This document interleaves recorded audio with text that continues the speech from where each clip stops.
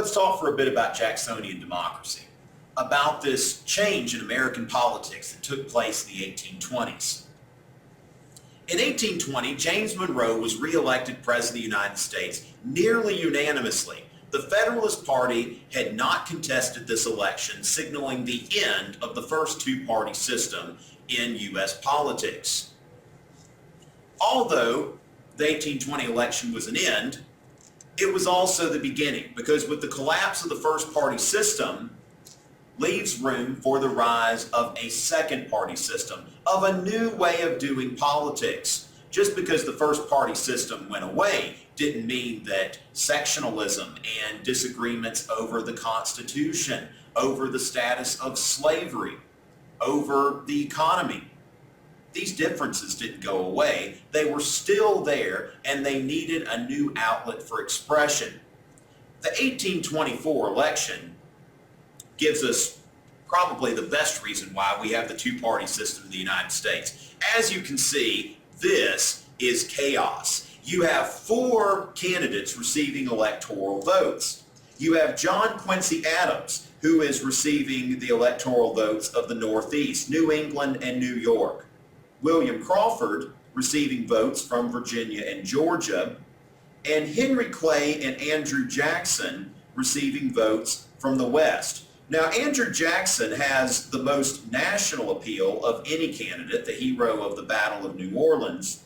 You can see that Andrew Jackson is getting support all the way from Pennsylvania to Louisiana to South Carolina and his home state of Tennessee. So Jackson's vote is definitely the most national in scope, but as you can see here, no candidate captures a majority of the electoral votes cast. Unlike the election of 1820 or any other election before it, we see the popular vote calculated for the first time.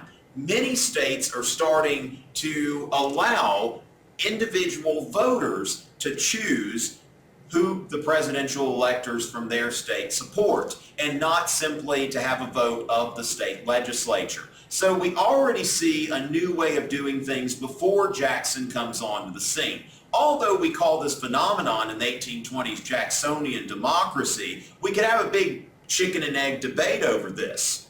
Jackson was not the political theorist or the originator of Jacksonian democracy. Jackson was just the first beneficiary of this new system that included the common man in politics. Jackson just happened to be in the right place at the right time. And Jackson was the kind of figure that would benefit from popular participation in politics. A national hero, a self-made man, someone who had made a great deal of wealth, but didn't inherit it, did not come from one of the privileged classes.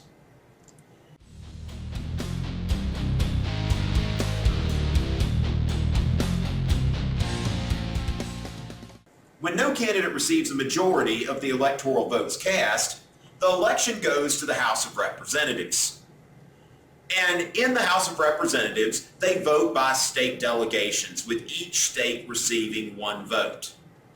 Let's see what happens here when the election goes to the House. As you can see on the electoral map, Jackson received the most votes in the Electoral College, 99 votes, 38%, followed by John Quincy Adams with 84 electoral votes, 32%. Well, let's see who wins in the House. And hey, it's John Quincy Adams. Let's take a look at how he did this. Which states are voting for Adams that did not vote for him the first time? Looks like all of Clay's votes are going to John Quincy Adams. Henry Clay realized that there was no way that he could win this election. And he's decided to throw his support behind John Adams of New England. After all, Clay's mission was, through his American system, to build an alliance between the West and the Northeast. So all of his votes go to Adams. Well, maybe that was a coincidence. Maybe his voters just tended to have Adams as their second choice. But let's not forget that Henry Clay was the Speaker of the House of Representatives. And so while this election was going on in the House, Henry Clay was holding the gavel. Henry Clay gets a chance to play kingmaker. And he does exactly that with John Quincy Adams. Now, Henry Clay can support whoever he wants to for president, right? Sure. But the historical question is, was there a corrupt bargain? John Quincy Adams is elevated to the presidency, and once he's president, he names Henry Clay as his Secretary of State, the most important cabinet position that exists. Even today, most of you can't tell me who the Secretary of Agriculture is right now, but you can tell me who the Secretary of State is. Let's take a look at the significance of this appointment.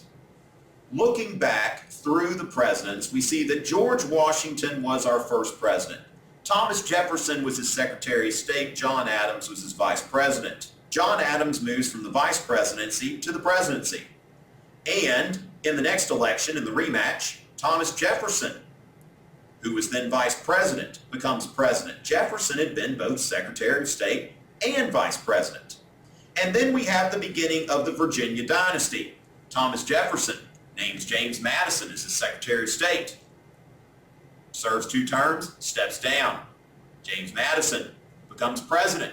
Names James Monroe as his Secretary of State. Madison steps down.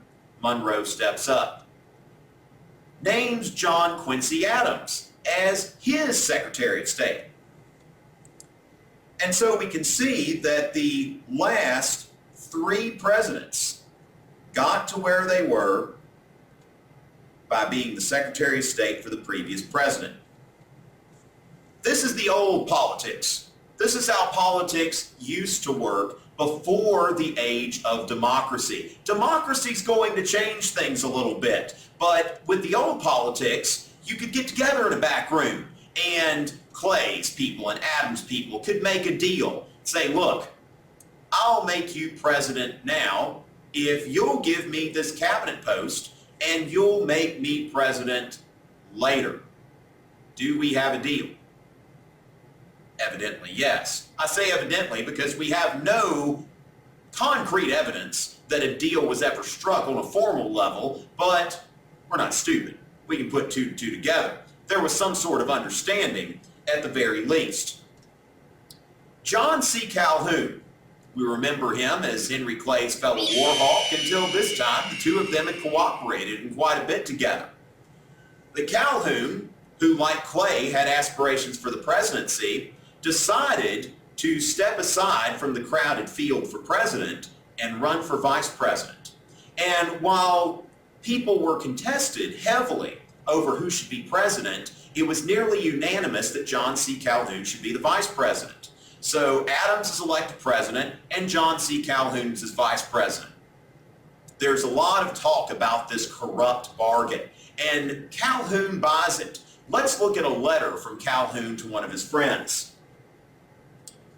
I see in the fact that Mr. Clay has made the president against the voice of his constituents, and that he has been rewarded by the man elevated by him by the first office in his gift, the most dangerous stab which the liberty of this country has ever received.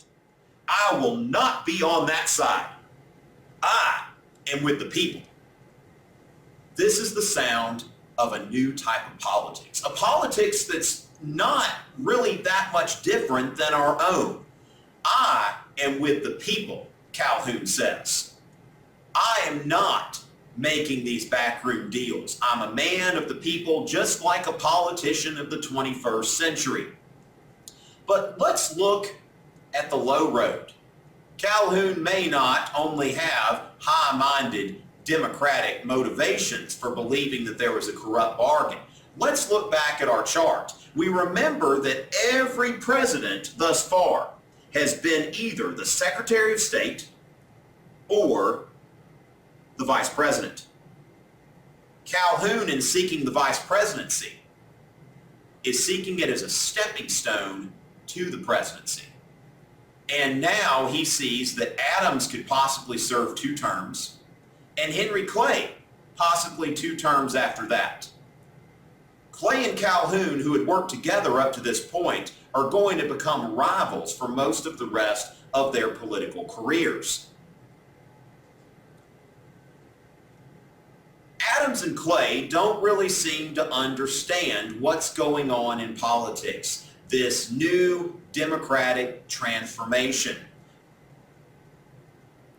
This is the new politics, the politics in which popular opinion matters, in which what's printed in the newspaper matters, because the people reading the newspapers are the decision makers. No more backroom deals. What the people think is going to result in who is in the leadership of the United States. And Calhoun sees this coming, and Calhoun jumps ship and goes on to the Jackson side. And Calhoun will have the distinction of being the only vice president to serve under 2 consecutive presidents. 1828 was the first election that people sought election of office. This was seen as disgraceful by the founding generation, that someone would seek an office, that someone would be ambitious, and not only be ambitious, but to own their ambition and say, I want to be the president. I am seeking this office for myself. The 1828 campaign is America's first experience with political advertising, ranging from candidate promotion to exploiting sectional prejudices to ads that are just plain dirty. The Jacksonians embrace this new trend. After all, they have a war hero, Old Hickory, who can be portrayed as a man of the people, also an honest man who could not barter nor bargain for the presidency. Jackson's not the guy back there in the back room with Clay and Adams making their deals. He's Old Hickory, a man of the people. And just in case you don't want to vote for Jackson, but you want to vote against someone, vote against the Yankees. Vote for General Jackson. Down with the Yankees. Keep in mind, this is over 30 years before the Civil War. The Adams folks didn't have the most appealing candidate in the world, but they could certainly campaign against Jackson. This here is an example of a coffin handbill. A handbill is a political advertisement that is made, simply put, to be handed out. And as you can see here, we see a row of coffins representing a number of gentlemen that Jackson had executed while he was a general. As we can see here is an excerpt from the handbill that shows Jackson beating up a guy with his cane. The message here is that Jackson is not a hero. In fact, he is a brutal, cold-blooded killer. Don't vote for him. Unfortunately for Adams, more people would rather vote for a cold-blooded killer than someone who made a backroom deal behind their back. In 1828, Jackson is going to have his day. As you can see here, this election is not even close. Jackson runs away with the electoral vote and has a clear majority in the popular vote as well. Another thing worth noting about the 1828 election is the number of voters participating. As you can see here, over 1.1 million votes cast in 1828, compared to 1824, when we had just over 350,000. So you see that in only 4 years, we have 3 to 4 times as many voters. So the candidate-centered campaigning is working. So the 1828 election marks the end of the era of aristocratic elitist politics and the beginning of what we call the period of Jacksonian Democracy, typified by a belief in the common man, universal white male suffrage with no property requirements, and popular campaigning. Jackson's victory in 1828 is only the beginning of a very controversial and tumultuous career in politics. Stay tuned for our next segment, Jacksonian Controversies.